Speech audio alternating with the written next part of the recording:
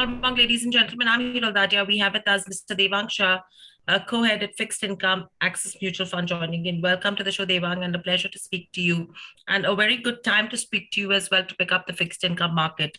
Globally, also, if you go to see, Devang, what's happening is we are seeing liquidity squeezing out. We are seeing central banks which are looking to hike rates, and a lot of global phenomena that is actually giving you direction in terms of how the fixed income market is expected to move. What's your view? First of all, thanks a ton to have me on the call and exchange views and notes. As you rightly highlighted, Hiral, I think somewhere down the line, your point is right that we have actually seen lot of change in thinking across global central bankers, and all this has happened thanks to the Ukraine-Russia crisis, which started in February. If you genuinely see the theme which was running across India globally everywhere was probably I would say a mixed economic outlook, specifically growth uncertainty, because beginning of the year people were still not sure about how growth will pan out. We were just coming out of the second or third COVID wave everywhere, so there was a lot of uncertainty still prevailing on growth. And secondly, I think the most important element which was in minds of everyone was probably a transient inflation. People were not so sure about how inflation would remain sticky, what would be the aftermath after opening up of economies. Things have massively changed since the Ukraine-Russia crisis. If you genuinely see in the last 6 odd months, 6, 7 months now, things have supply chain cycles have continued to remain more stretched. We've actually seen a lot of problem on commodity supplies. We've seen shocks on oil, and that has led to a significant change in theme where I think the entire worry about growth is somewhere wiped out, and a lot of focus is now all on inflation. And in fact, the term being hyperinflation. Are we actually going towards a hyperinflation world? And the most important topic which has been next spoken about is that if there is hyperinflation, central bankers will be forced to hike rates, squeeze liquidity, and the impact of that globally would be recession. So the theme has moved from a mixed economic outlook and a transient inflation to somewhere down the line a hyperinflation and a recession world. Obviously, fixed income markets, because they track macros maximum and the reaction is more about interest rate sensitivity, how central bankers would work, we have seen a significant volatility and rise in yields across global bond markets. As you rightly highlighted, I think not only India, I think across the globe, we have seen central bankers hiking massively. They have front-loaded all the rate hikes, and they have also withdrawn most part of the liquidity and accommodation which they had announced during COVID time. India was also a party to that, where we have actually seen a significant change in the operative rate. We have all seen 200, 300 basis of hikes. So yes, it was supposed to happen. This squeeze as well as this uptick in rates were bound to happen, as against expectation, where markets were expecting at the beginning of the year there will be a slow and gradual rate increases. I think it was a fast pace undo of most of the COVID measures, and now talking hawkish, it is all in all about managing inflation at this point of time, ensuring there are no financial instability anywhere, and probably ensuring we get back to normalcy soon.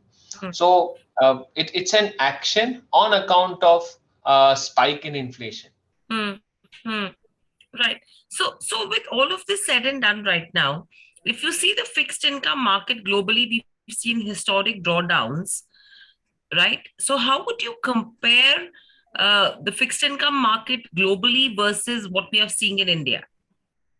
See, my thought process is somewhere that as I told you, this was ultra accommodation which was provided by central bankers globally to manage and ride through this COVID uncertainty. You are not sure what would be the outcome on the world, growth, lives, as well as many other aspects into COVID. Okay.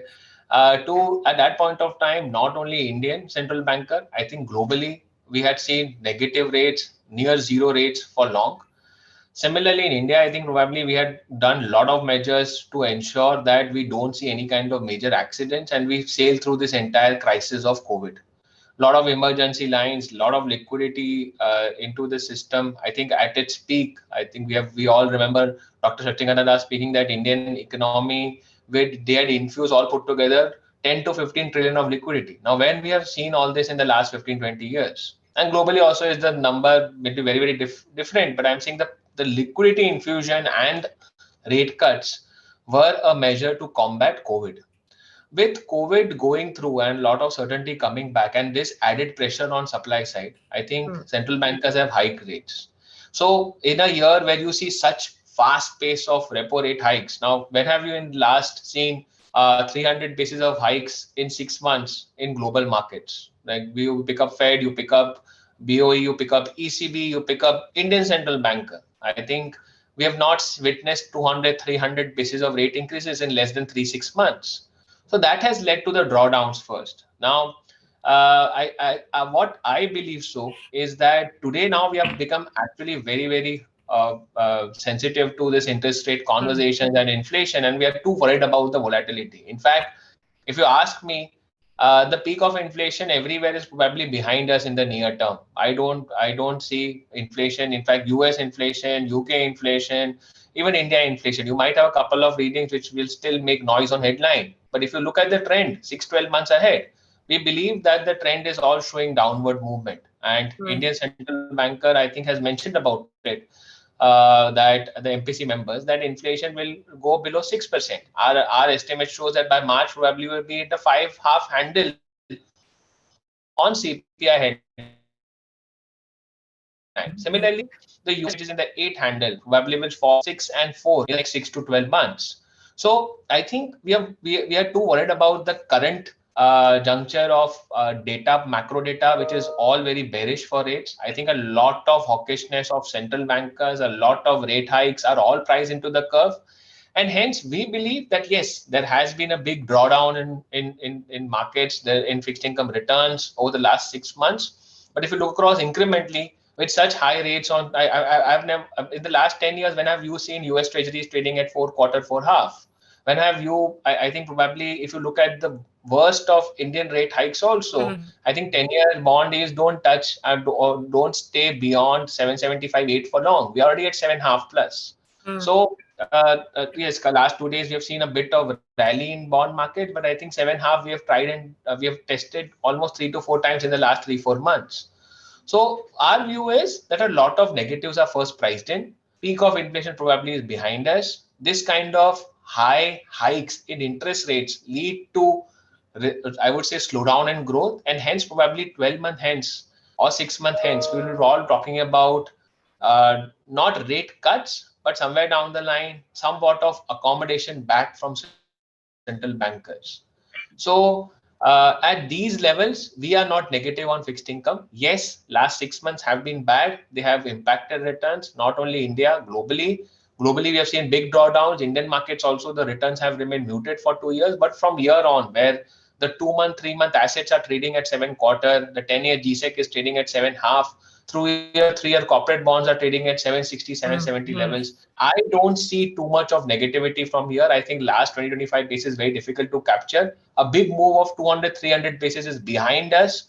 Incrementally from here, we are telling investors to start looking at, depending on the investment horizon, to start looking at and investing in fixed income funds. So would it be right to say that, Devang, while high interest rates have raised the borrowing costs, Right. you would start offering opportunities for better fixed income yields from here on? Completely, Hiral. I would say that if you actually look across at, as I told you, now if you look at the curve on the fixed income side, 6 months back on 4th of April, okay, just before the first monetary policy, okay, in this year, if you look at the 1 year rates were trading at 4.5, the 2 year rates were at 5%, 3 year was 5.5, and 10 year was close to 675, and 2 month assets were trading at 3.5. Okay, so this was the curve, 3.5 to 675. The curve was very, very steep. Today, you look across at the fixed income curve. I think the 2 month assets are getting traded close to 3 month assets are getting close to traded at around 7%, 675 to 7 quarter band. If you look across at 1 year assets, they are trading at 7.5, 3 year asset at 775, and 10-year GSEC at 7.5, 10-year corporate bonds at 780. So the curve is very flat now. The curve was very steep because of liquidity, because of COVID, and people anticipated slower rate hikes. With such fast pace of rate hikes of 300 basis in the last 6 months, the curve in India has got massively flattened, which used to be traditionally prior to 2000, if you look across at the curve in fixed income markets in India, they've always remained very flat prior to COVID. It was COVID and this uncertain liquidity which had led to a lot of steepness. So if I see now, if I look at like in India, I'm sure like a traditional FD investor, okay, when he's saving a kitty for fixed income, when absolute yields go above 7.5, there's a genuine allocation to fixed income. So today, if you look across at 1 year assets or 1 year fixed income products are giving you 7 quarter, 7.5 band YTMs, I think they make a lot of sense. So depending on investment horizon, I definitely feel with such a big move in fixed income behind us, not only in India, globally also, plus depending assessing the macro environment where a large part of growth uncertainty can prevail in future and peak of inflation behind us, it makes a lot of sense for investors to start looking at fixed income products depending on the investment horizon. If the investment horizon is short, which is 3 months, 6 months, 12 months, you're just finding a parking solution of your savings. Use the short end of the curve. SEBI has done a beautiful job of gating funds as per their duration limits. So if you have a shorter term investment horizon, park your money in money market category funds.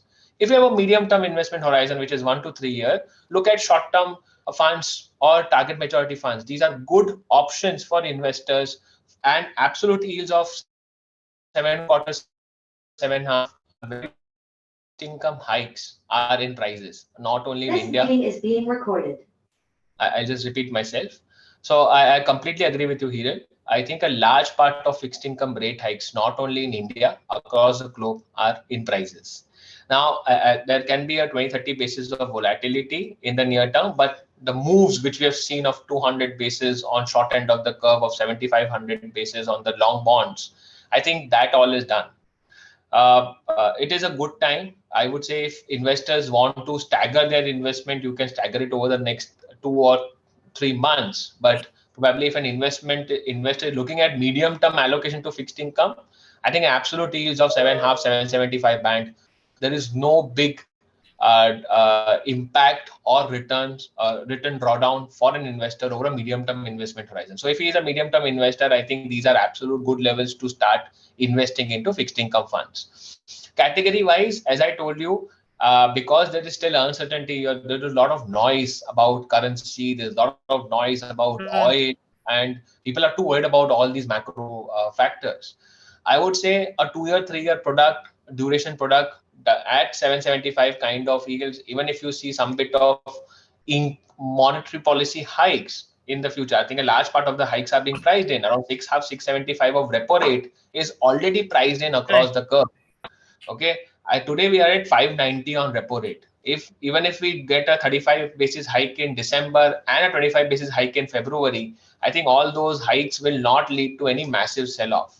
Some liquidity squeeze, some bit of quarter end pressure, some bit of year end pressures can add to volatility in yields of 20-25 basis. But I think large part of sell-off is done.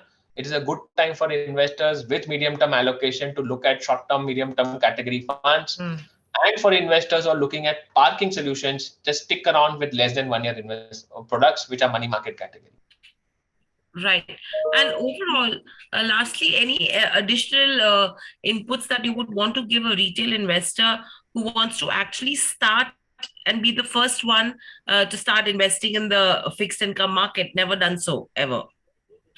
So see, I would just say one thing is that over time we have tried to demonstrate that obviously fixed income funds are generally been or are classic substitutes which people take it as FD products. Okay, I think you not only get a tax arbitrage, but you also look across at the investment horizon.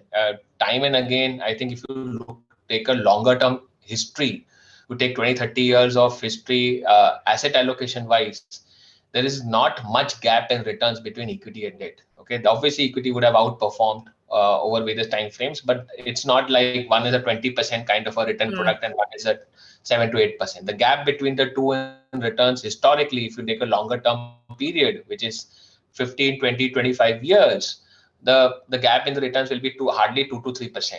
So fixed income is by choice should be a part of your investment allocation.